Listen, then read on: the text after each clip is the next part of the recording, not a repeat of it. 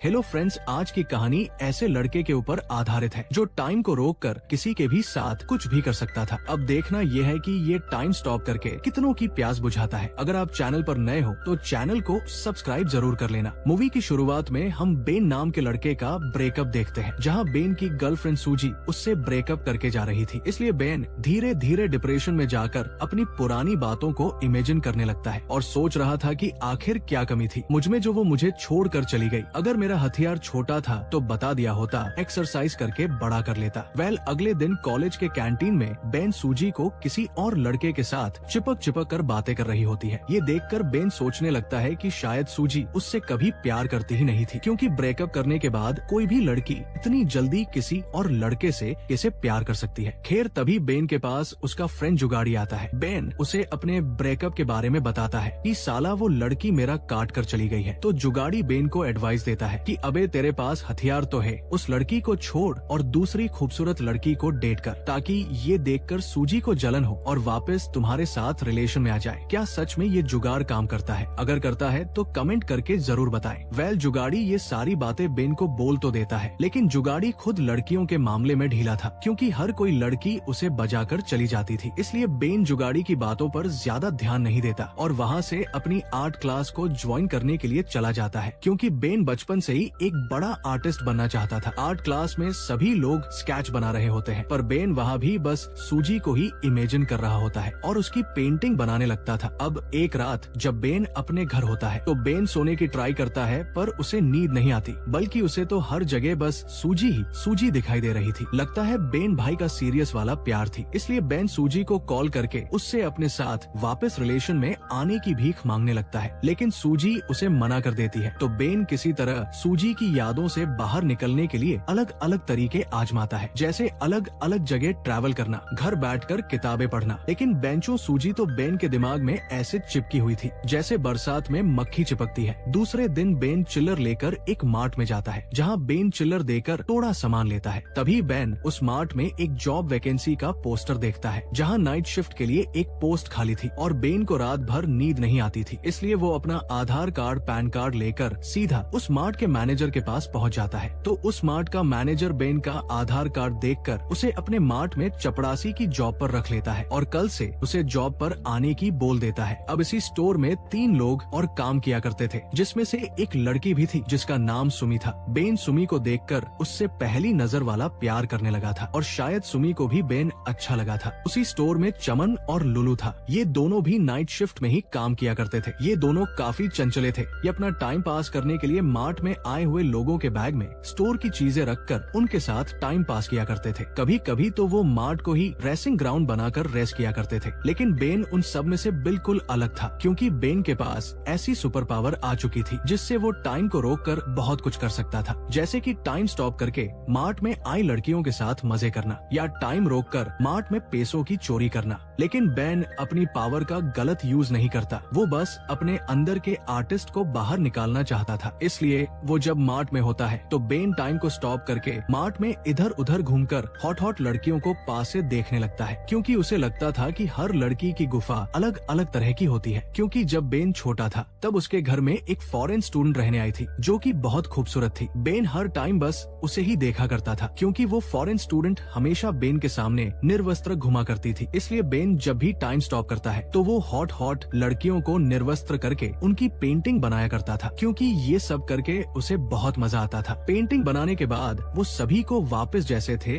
वैसा कर देता था और उसका काम हो जाने के बाद बेन टाइम को वापस अनपॉज कर देता था। ऐसा करके बेन का टाइम अच्छे से गुजरने लगा था। अगले दिन बेन से मिलने उसका फ्रेंड जुगाड़ी आता है, क्योंकि उसे पता था कि बेन अभी भी सूजी की यादों में खोया रहता है और हर वक्त उसे याद किया करता था। इसलिए वो बेन को मूव ऑन करने की बोलता है, पर बेन उस वक्त को भी स्टॉप कर देता है। दरअसल बेन और जुगाड़ी बचपन से ही लंगोटिया यार थे। ये दोनों बचपन में लड़कियों की फोटो देखकर अपनी आग को ठंडा किया करते थे। इसलिए जुगाड़ी बेन को कहता है कि तुम्हें मेरे साथ क्लब में जाकर मजे करने चाहिए। तो बेन को अपने बचपन का एक किस्सा याद आता है कि बचपन में उनके स्कूल में एक ऐसी लड़की थी जो पैसे कमाने के लिए अपनी गुफा दिखाया करती थी।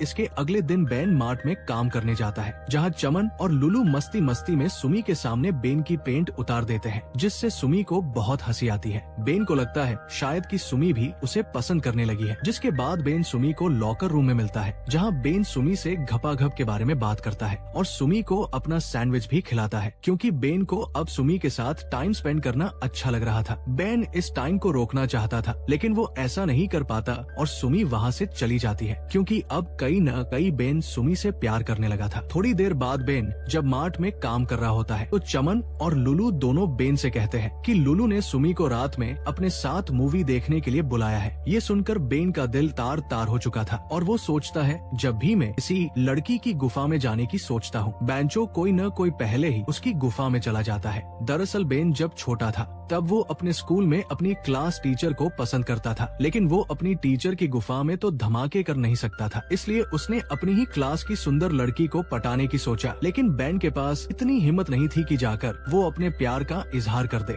अब एक दिन उस लड़की का एक्सीडेंट में हाथ टूट गया था, जिसकी वजह से उसके हाथ पर प्लास्टर ऑफ पेरिस का लेप चढ़ा हुआ था। जब उस प्लास्टर को हटाया जाता है तो उस लड़की के हाथों पर बहुत सारे बाल उग चुके थे, जिसकी वजह से उसकी क्लास वाले सभी बच्चे उस लड़की का मजाक बनाने लगते हैं, जिससे वो लड़की रोने लगती है। तो बेन उसके पास जाकर उससे कहता है कि तुम जैसी भी हो बहुत सुंदर हो और मुझे तुम पसंद हो। ये सुनने के बाद वो लड़की भी बेन के ऊपर फिदा होने लगती है और एक दिन वो लड़की बेन को स्कूल के एक खोपचे में बुलाकर उससे कहती है कि क्या मैं तुम्हें किस कर सकती हूँ। लेकिन बेन उसको किस करने से मना कर देता है और उससे कहता है कि आज मैंने ब्रश नहीं किया है, तुम कल इसी जगह मिलना, फिर हम दोनों किस करेंगे। ये बोलकर बेन वहाँ से निकल जाता है। अगले दिन बेन उस लड़की को किस करने के लिए वापस उसी जगह आता है और उस लड़की का इंतजार करने लगता है, लेकिन कई घंटों तक वेट करने के बाद भी वो लड़की नहीं आती। दूसरे दिन जब बेन स्कूल जाता है तो वो लड़की स्कूल भी नहीं आई थी। फिर बेन को पता चलता है कि वो लड़की अपने माता पिता के साथ उस शहर को छोड़कर चली गई है। इससे बेन काफी दुखी हो जाता है।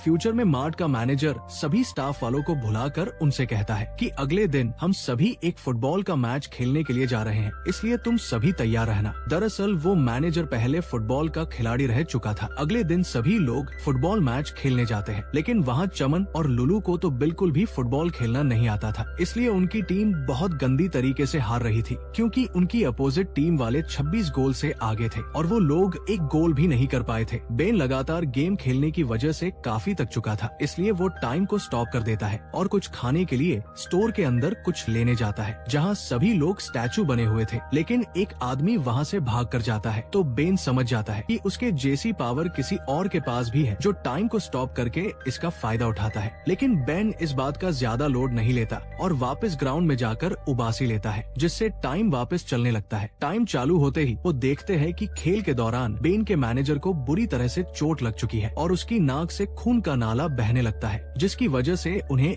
गेम को वही रोकना पड़ता है और सभी मैच छोड़कर मैनेजर को हॉस्पिटल लेकर जाते हैं। फिर बेन सुमी को डेट पर लेकर जाता है, जहां वो सुमी से बातें करता है। तो सुमी बेन को बताती है कि मैं सिंगल हूँ और मेरा 6 महीने पहले ही ब्रेकअप हुआ है। ये सुनकर बेन काफी खुश होकर सुमी से पूछता है कि तुम्हें कैसे लड़के पसंद है। तो सुमी बताती है कि मुझे ऐसे लड़के पसंद है जो अपनी कला से सामने वाले के दिल को छू ले, जैसे कि एक आर्टिस्ट जो लड़कियों की असली खूबसूरती को पहचान पाता है। जिसके बाद बेन सुमी को उसके घर छोड़ने जाता है, जहाँ बेन सुमी को चुमी देता है और वहाँ से निकल जाता है। अगले दिन मार्ट का मैनेजर मार्ट में काम करने वाले सभी वर्कर को भुलाता है, क्योंकि आज मैनेजर का बर्थडे था, इसलिए वो अपने सभी वर्कर को बर्थडे की तैयारी करने के लिए छोटे छोटे काम की जिम्मेदारियां उन्हें दे देता है। मैनेजर बेन को अपनी पार्टी ने एक हॉट लड़की को डांस करने के लिए लाने की बोलता है, जहां बेन अपने मैनेजर को मना नहीं कर पाता। जिसके बाद बेन अपने फ्रेंड जुगाड़ी को लेकर डांसर लड़की को ढूंढने के लिए जाता है, क्योंकि जुगाड़ी हर टाइम क्लब में जाया करता था और उसे लड़कियों के बीच रहने का काफी शौक था, इसलिए वो बेन के लिए डांसर लड़की का जुगाड़ कर देता है। फिर बेन अपने घर चला जाता है,